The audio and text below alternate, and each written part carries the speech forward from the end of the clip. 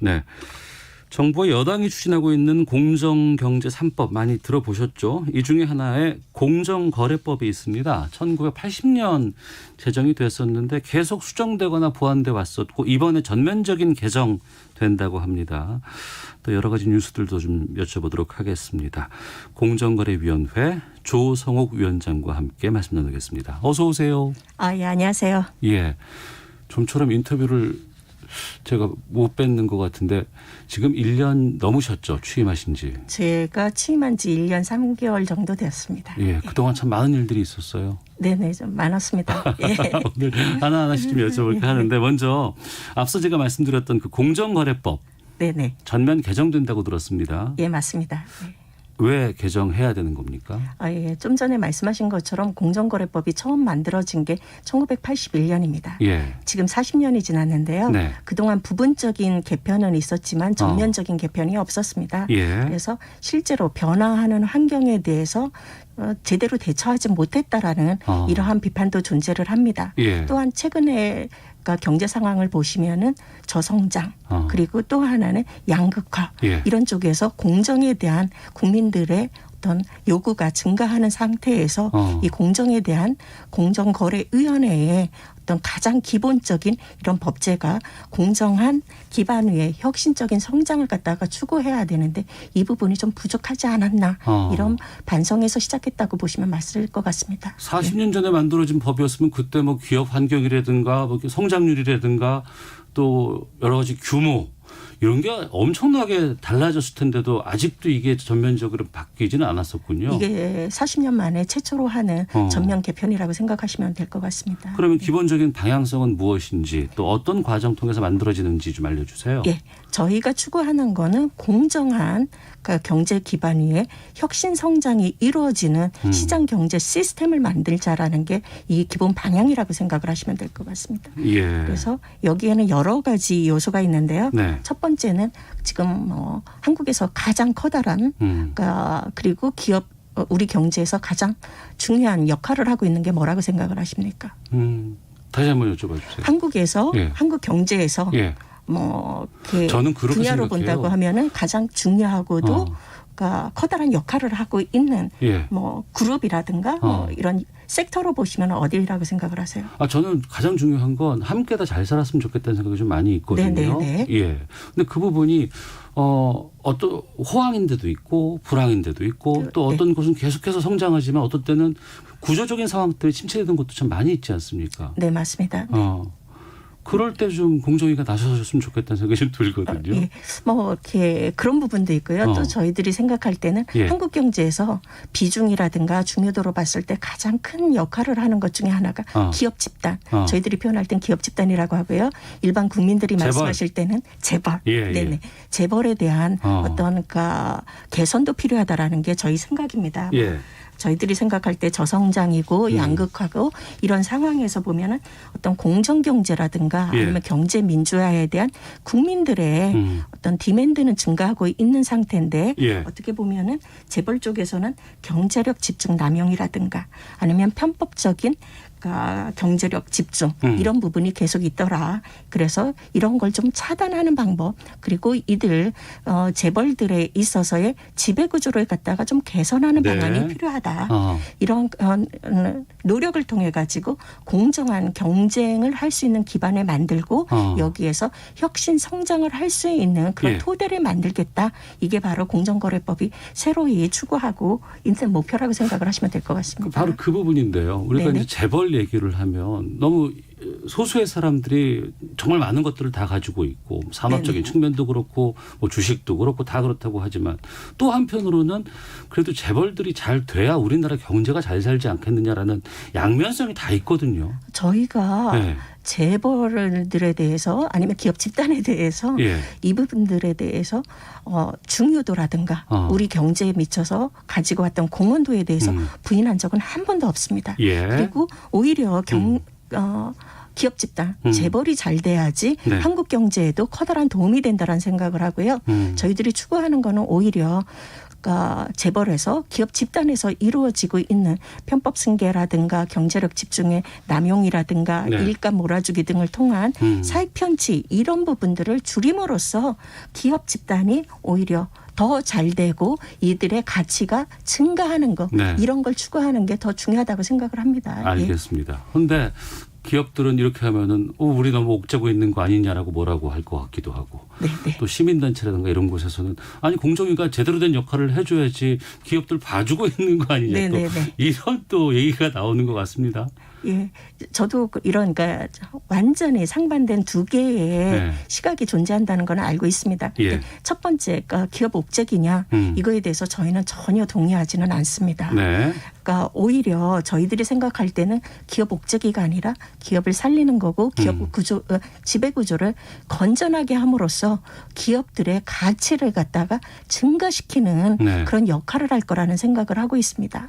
그리고 또 하나 뭐 말씀하신 것처럼 또 다른 반대 한 끝에서는 네. 이게 공정위가 제대로 하지 못하는 거고 오히려 더 강하게 나가야 된다라고 생각하시는 예, 분들도 있는데요. 예. 그분들에 대해서도 저희가 100% 동의하지는 않습니다. 어떻게 보면 이분들께서는 기업에 관한 공정위의 규제가 전면적으로 이루어져야 되고 사전적으로 완벽하게 이루어져야 된다라고 생각을 하는데 예. 저희들이 생각할 때는 그러니까 전면적인 그러니까 사전적 규제는 가능하지도 않고 또한 가능하다고 하더라도 예. 이게 효율적이냐 아니면 바람직하냐 이렇게 봤을 때 그렇지 않다라는 게 저희들의 생각입니다. 그래서 네. 저희들이 생각할 때는 이거는 오히려 기업 집단의 지배 구조를 건전하게 함으로써 이들의 가치를 증가시키는 거고 전면적이고 사전적으로 완벽한 사전 규제보다는 기업들이 우리 공정거래위원회라든가 정부의 정책을 믿은 이분들의 신뢰를 갖다 보호를 하면서 그 예측 가능성을 높이는 선에서 네. 기업 집단에 관한 법 규제를 갖다가 개선을 하자 이런 생각을 하고 있습니다. 그러면 이 공정거래법이 통과가 되면 개정이 되면 그게 완성될 수 있을까요? 저희는 예. 완벽하지는 않지만 예. 지금보다는 조금 더 개선된 상태가 될 거라 이렇게 생각을 하고 있습니다. 알겠습니다. 그리고 공정거래 분야에서 발생한 이제 법 위반 행위가 나오지 않겠습니까? 네네. 그러면은 공정위원회 고발이 있어야지만 검찰 기소가 가능하게 했던 게 있습니다. 네네 이게 맞습니다. 전속 고발제라는 건데 네네. 이거 없어진다면서요? 예. 지금 저희가 공정거래법 전면 개편안에서 보시면은 좀 전에 말씀드린 거 기업 집단에 관한 규제에 있어서 개선이 있고요. 예. 또 하나는 법 집행 체계에 있어서의 개선도 있습니다. 지금 말씀하신 전속고발권 폐지에 대한 논의입니다. 근데 예. 전속고발권 폐지를 전면적으로 하는 거는 아니고요. 예. 그러니까 사회적인 비판이 많은 담합 관련한 부분에서만 이루어질 예정입니다. 네. 근데 이제 여기에 대해서 이렇게 한간에는 여러 가지 의견들이 있는 걸 알고 있습니다. 예, 예. 그럼 검찰 수사도 가능해지고 다른 곳에서 어떤 뭐 고발 같은 것들이 이루어질 수 있다 그러면 검찰 쪽에서도 수사할 수 있다 이런 건가요?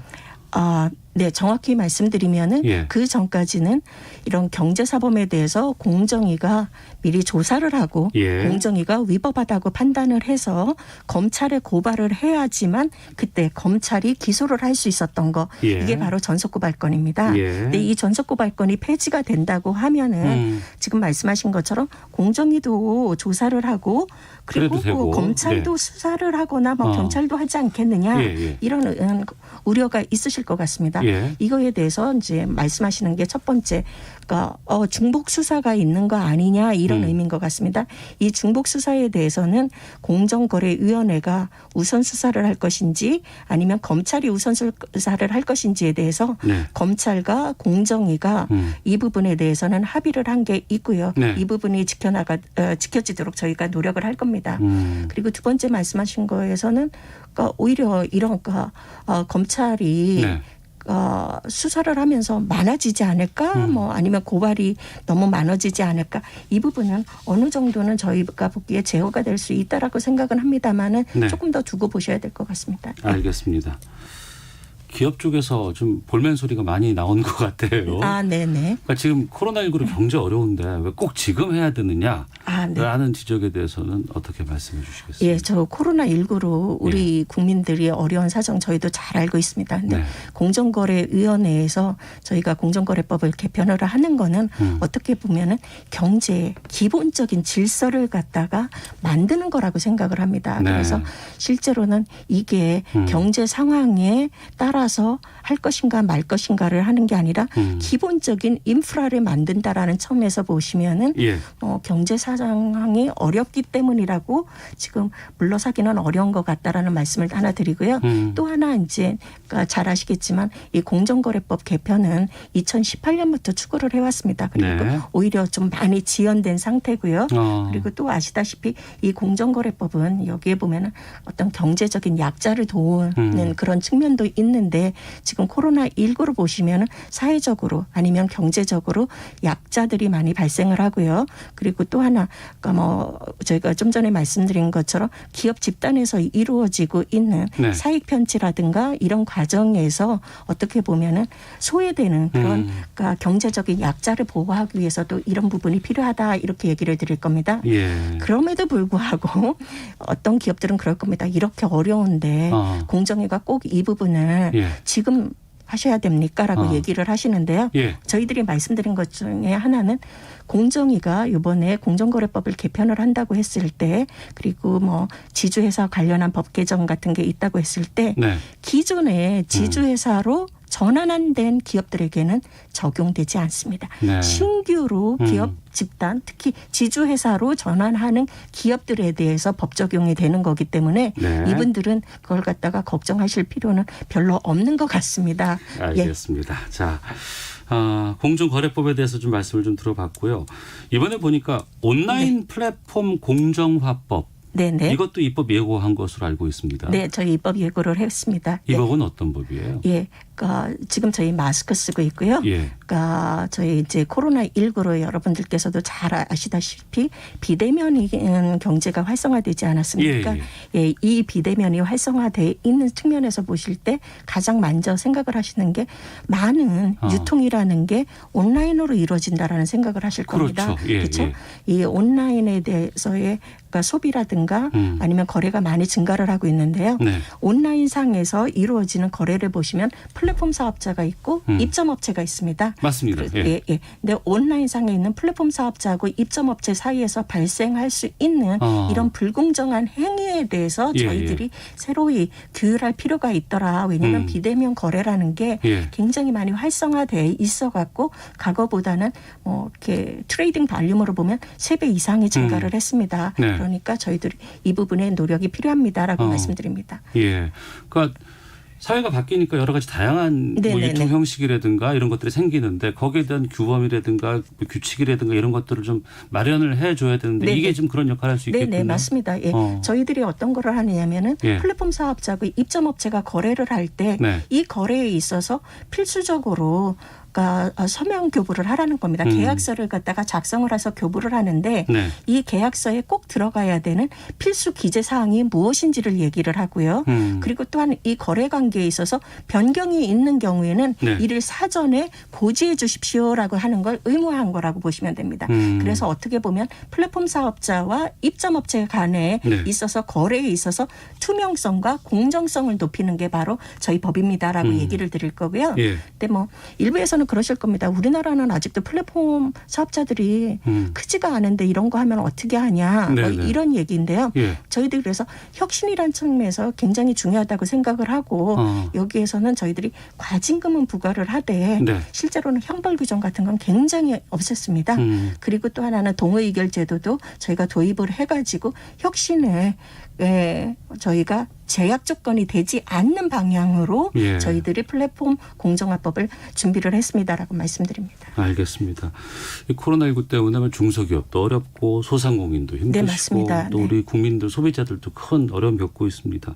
특히 이제 경제적인 약자들이 많이 발생할 수밖에 없고 이분들이 참 힘들어하는데 이럴 때 공정위가 좀 나서주시면 도움이 될 수도 있지 않을까 생각도 되거든요. 어떻습니까? 네, 저희들이 이제 코로나19로 여러 가지 다양한 활동을 하였습니다. 예. 먼저 지금 쓰고 계신 마스크 관련해 갖고는 저희가 마스크 대란 때에도 실제로 보시면 온라인에서 주문하신 분들이 일방적으로 주문 취소를 당했을 때 기억납니다. 거기에 들어가 가지고 이 문제를 해결한 것도 공정이고요. 또 하나는 코로나19로 잘못된 정보를 소비자들에게 주시는 경우도 있습니다. 우리 공기청정기는 이렇게 코로나균을 다 박멸을 한다. 이런 잘못된 정보를 제공하는 경우에도 저희가 들어가서 시정을 한 게 있고요. 이러한 어떻게 보면 소비자 보호하는 것과 관련된 행동을 한 게 하나 있고요. 그 말씀하시니까 중소 영세 상공인들의 어려움하고 관련돼서는 착한 프랜차이즈 활동도 했고요. 그래서 다양한 활동을 했다라고 생각을 하시면 될 것 같습니다. 알겠습니다. 공정위가 우리 사회에 잘 보이진 않지만 그럼에도 많은 역할을 해오신 것 같은데요. 최근에 또 뉴스가 되는 게 있습니다. 그래서 거기에 좀 여쭤볼까 하는데 지금 산업은행이 대한항공하고 아시아나항공 인수 이제 여기에 대해서 이제 나섰잖아요. 정부가 추진하겠다고 합니다. 아직 가야 될 길은 많이 이제 있는 것 같은데 공정위가 어떤 역할을 할 것이냐라는 궁금증들이 많이 지금 나오고 있어요. 어떻습니까? 지금 이건 어떻게 보고 계세요? 공정거래위원회 입장에서 보면은 이거는 그냥 다른 기업 결합 신고하고 비슷한 절차를 거칠 겁니다. 저희가 아직 신고는 받지 않았는데요. 신고가 들어오면 공정거래위원회에서 늘 그렇듯이 저희가 원칙과 법에 의거해가지고 경쟁 제한성이 있는지 소비자 후생에 악영향이 있는지 이걸 보고 결정을 할 겁니다. 그리고 공정거래위원회가 가지고 있는 경제 분석과가 있거든요. 이 경제 분석과를 통해 가지고 실제로 이 부분에 대해서는 면밀한 검토를 거친 다음에 이 기업 결합을 승인할 것인지 말 것인지를 결정하게 될 것입니다. 그러니까 독과점. 시장에서는 1등만 살아남는다고 합니다만 이게 솔직히 좀 우월적인 지위 때문에 문제가 되는 것들이 꽤 많이 있잖아요. 이 부분에 대해서 조율하는 역할도 공정위의 또 역할 아니겠습니까? 공정거래위원회가 독과점에 있어서는 그러니까 독과점으로 발생하는 폐해에 대해서는 공정거래법을 갖다가 적용을 합니다. 그리고 또한 지금 말씀하신 기업 결합과 관련해서는 일반적으로 말씀을 드리면은 독과점하기 위한 경우에는 독과점이 되는 경우에 이거에 따른 반경쟁적인 효과 그로 인해서 발생할 수 있는 소비자 피해와 그리고 또 하나는 효율성 증대라는 이 부분에 대해서 다각적으로 저희들이 분석을 한다라고 말씀드리겠습니다. 알겠습니다. 그럼 심사 요청 들어온다 그러면 공정위 판단에 따라서 이것이 되고 안 되고 결정될 수도 있겠군요. 네, 그렇습니다. 그리고 앞서서 이제 온라인 플랫폼 얘기하셨습니다만 지금 배달앱 같은 경우에도 지금 1, 2, 3위가 다 지금 한 회사로 되어 있고 이번에 이거 문제 있다고 권고 내리셨다고 들었어요. 저희가 권고 내린 건 아니고요. 저희 이제 공정거래위원회에서 하는 사건을 보시면은 사건국이라고 하는 데서 저희 이제 사무처에서 실제로 심사 보고서를 만듭니다. 그 심사 보고서에서 경쟁 제한성이 있는 경우에 이거에 대해서 어떻게 했으면 좋겠습니다라고 하는 사무처의 판단이 있는 거고요. 이래서 이 사무처에서 만든 심사 보고서가 상정이 되고 난 다음에는 전원 회의가 열립니다. 이 전원 회의를 통해 가지고 9명의 의원들이 여기에 대해서 합의를 해야 됩니다. 그러니까 심의 과정에서 이 관계되신 분들의 의견을 충분히 듣고 저희 상임 플러스 비상임 민간인까지 해가지고 이분들이 다 합의를 통해 가지고 결정을 하게 될 것입니다. 그러니까 아직 최종적으로 결정된 사안은 아직 저희가 아니고. 심의 과정을 거치지를 않았습니다. 그러니까 심사 보고서라는 게 지금 이슈가 되고 있는 기업한테 전달이 된 상태다라고 말씀드립니다. 알겠습니다. 공정위 역할이 상당히 좀 중요하다는 얘기도 좀 많이 저희가 좀 듣게 됐고요. 생각도 좀 많이 바뀌게 됐습니다. 앞으로 감사합니다. 또 중요한 역할이 있을 때마다 좀 연락도 좀 드려보도록 하겠습니다. 불러주시면 감사하겠습니다. 알겠습니다. 자, 오늘 말씀 여기까지 듣도록 하겠습니다. 지금까지 공정거래위원회 조성옥 위원장과 함께 말씀 나눴습니다. 오늘 말씀 고맙습니다. 감사합니다. 자, 이어서 교통 상황 살펴보고 오늘 비가 많이 와서 상당히 좀 좋지 않습니다. 또 헤드라인 뉴스 듣고 오겠습니다. 먼저 교통정보센터 임초희 리포터입니다.